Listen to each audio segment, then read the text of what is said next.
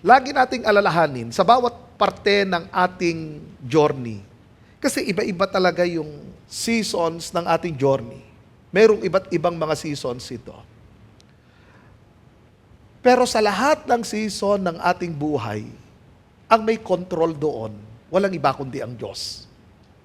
Maganda, pangit, nasa mountaintop or nasa lambak man tayo, tandaan ninyo, ang may control ng lahat, ang Diyos.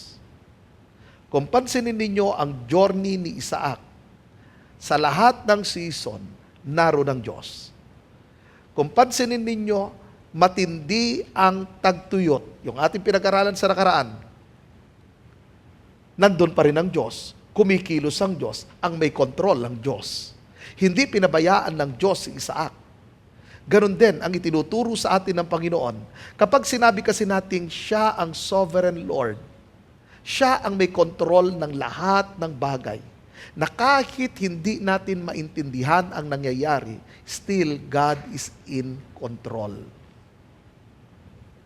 Amen po ba? Si Lord ang may control. Pinsan napapaisip tayo, Lord, ba't nandito ako ngayon sa ganitong season? Yung binanggit ko sa inyo nung Sunday, sa Psalm 23, na bagaman ako ay lumakad sa lambak ng kadiliman, kasama kita, hindi ako matatakot. Ang ginamit niyang word roon, lumakad or walk.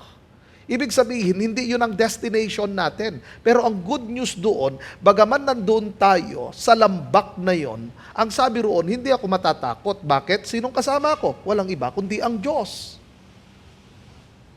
Yun ang sinasabi rin ng Panginoon sa Isaiah, na dumaan ka man sa ilog, di ka malulunod, dumaan ka man sa apoy, di ka masusunog. Anong ibig niyang sabihin roon?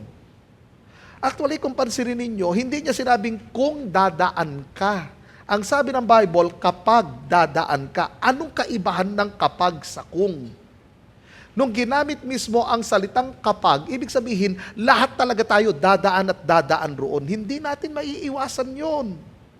Part na mismo yon ng ating journey. Inalaw na yun ng Panginoon. Bago ka palang lalangin, nandun na mismo, inalaw na yun ng Panginoon. Pero ang good news kasi roon, hindi yung pagdaan mo sa apoy, hindi yung pagdaan mo sa ilog, kundi kung sino ang kasama mo.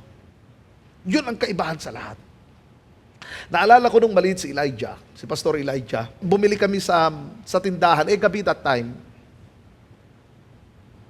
At habang naglalakad kami, biglang nag-brown out, as in sobrang dilim. So buhat-buhat ko si Pastor Elijah. Tapos tinanong ko, anak, di ka ba natatakot? Sabi niya, hindi po. Sabi ko, ba't di ka natatakot? Magkasama po tayo. Alam niyo yung word ng Panginoon, nung marinig ko yun na sinabi ng aking anak, ganun ang itinuro sa akin ng Panginoon, anak, anong dapat mong ikatakot? Anong dapat mong ikatakot? Ako kasama mo.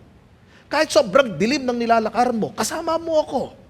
Na kung yung aking anak, hindi natatakot dahil kasama niya ako, how much more ang Diyos na makapangyarihan sa lahat na pinaglilingkuran natin, makikita natin noon pa man, ipinakita na ng Diyos kung gaano siya kadakila, kakapangyarihan at kakatapat, then, ano dapat kong ikatakot? Yes, natural na tugon ang pagkatakot. Pero hindi dapat tayo lamunin ng takot kasi laging paalala sa atin, sino ang kasama ko sa apoy na ito? Sinong kasama ko sa ilog na ito? Ang sabi ng Bible, kapag dumaan ka, kasi darating at darating talaga yon. Hindi sinabi ng Bible, kung dadaan ka. Pero sinabi ng salita ng Diyos, kapag dadaan ka, meron talagang time. Meron nang nakaset na time sa pagdaan natin sa mga ilog, sa mga apoy na yun. Anong ibig sabihin nun? Yung mga pangyayari na hindi natin mai-explain, bakit inalaw ng Diyos? Pero ito yung assurance kasi ni Lord, anak, hindi ako nang iwan. At hindi ako nang iiwan. Kasi hindi magagawa ng Diyos na iwan ang kanyang mga anak. Kaya nga, yun yung kanyang sinabi sa mga Israelita. Kasi that time, nung troubled na ang Israel, sinasabi nilang, nakalimutan na kami ni Lord sila'y dinisdisiplina ng Panginoon dahil sa katigasan ng kanilang ulo. Anong sagot ng Panginoon? Malilimutan ba ng ina ang kanyang anak na kanyang isinilang? Then kung malimutan ng ina ang kanyang anak, ako kailanman hindi ko kayo kalilimutan. Yung simpleng statement na yun, na pagpapaalala, na sa kabila na tayo lumayo ng lamig, nag-fail. Ang sabi ng Panginoon, hindi kita malilimutan, ang iyong pangalan ay nakasulat sa aking palad. Napakatapat ng Diyos. Kaya nga matutunan natin ang magtiwala sa Kanya.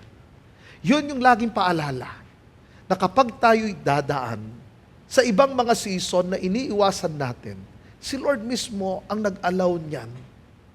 Pero tandaan ninyo yung kanyang sinabi sa Hebrews chapter 13, verse 5, hindi kita iiwan, hindi kita pababayaan.